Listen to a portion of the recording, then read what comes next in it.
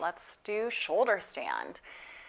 So I've avoided this pose for quite some time until I learned how to do shoulder stand and not neck stand.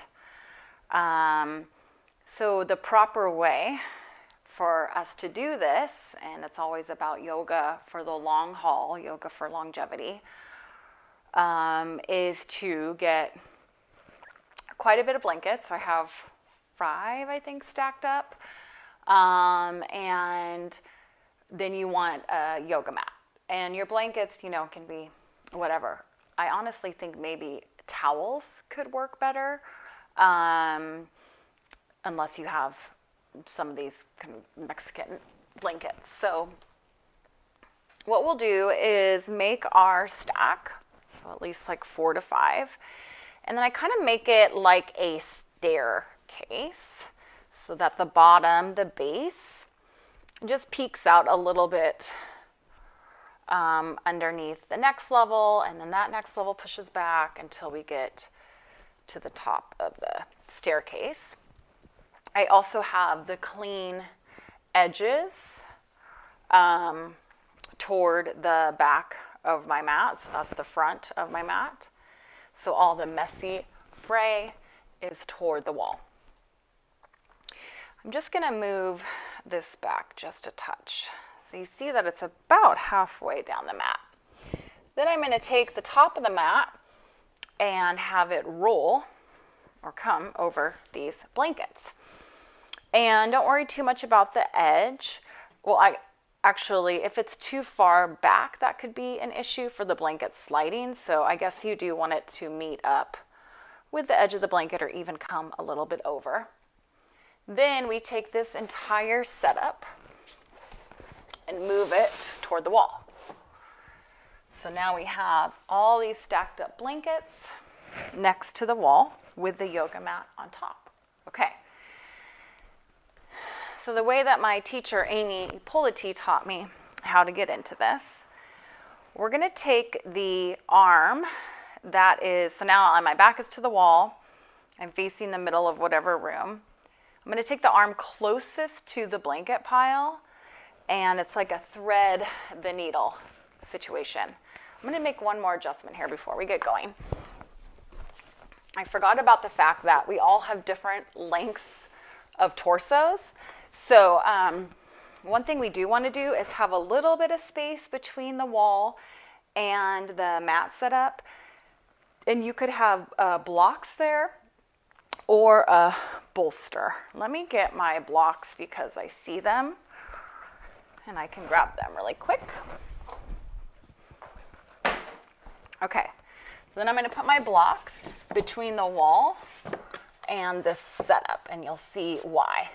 I mean, basically it's so your butt is not hanging down and you come into a really big back bend, unless that's what you're going for. But for the sake of this exercise, we're going for shoulder stand. Okay. So the arm closest to the blanket pile, take your right arm, you're going to thread it underneath the left and come on to the back of your right shoulder as you come down to your right side and pop your legs up, because it never seems like there's a good way to get into legs up the wall. This seems like one of the better ways. Okay, then we have the butt against the wall. You can see here it's being supported by these blocks. I've got my setup here with the blankets underneath pretty much my entire torso, with the exception of my pelvis. And then from here, I let the head just drop back. And I am on my shoulders, not my neck, okay? So you want that to feel pretty supportive here. So my chin is nice and open. I could just stay like this. I can even let the arms dangle, kind of just get a nice opening through the chest. Or, so this is not legs up the wall, or this is legs up the wall. I understand we're trying to go for shoulder stand. So now more into the pose. My shoulders are supported by the props. And I'm going to take the feet to the wall and bend the knees. And you might watch me get into this first, because once you're up, I don't want you looking in either direction while you've got this weight bearing coming down of the legs. Okay, from here, press into the wall, lift the hips up, maybe adjust the shoulders a little bit on the mat in case you feel like you're slipping. I started to feel like I was slipping a little bit. All right, then from here, still on my shoulders, not gonna look around at this point. You can bring your hands, you can bring your thumbs.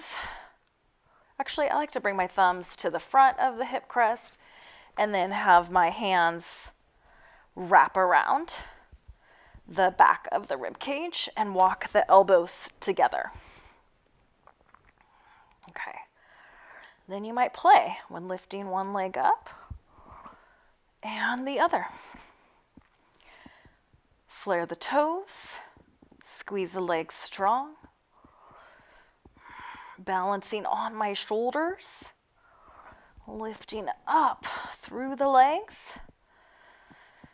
and grounding down in the palate of the mouth. So my tongue goes up to the roof of the mouth, and that's my anchor point here. So grounding down from the palate, and then from the palate all the way up through the toes, lengthening, lengthening. And then from here, you might decide to take a little hinge at the hips and bring your feet all the way back behind you, and then get a really big stretch through the back, the hamstrings. You could, of course, have a bend in the knees here. Legs don't have to be straight. You could even take the arms nice and long, or interlace the fingers. Maybe keep a little bend in the elbows. And then I'm going to put the hands back on my back, bend one knee and the other knee. Maybe come back up and play. Legs straight up. Lift, lift, lift. Bend one knee and the other. Bring the feet back to the wall and take your pelvis back down to the mat. And then you could simply come into legs up the wall by scooching the shoulders now down onto the mat. And then you have your back body supported, legs up the wall. You could let the arms just straight back. And breathe.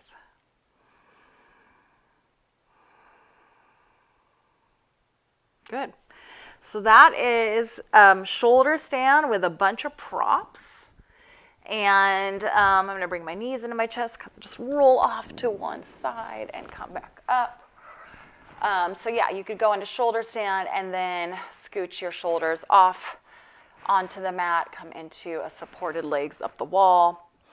You could play with taking the legs way back for plow. So anyway, enjoy. Let me know if you have any questions. You could literally stay there for as long as you can and see how that feels if you haven't done the variation with props. All right, let me know if you have any questions. Thank you. Namaste.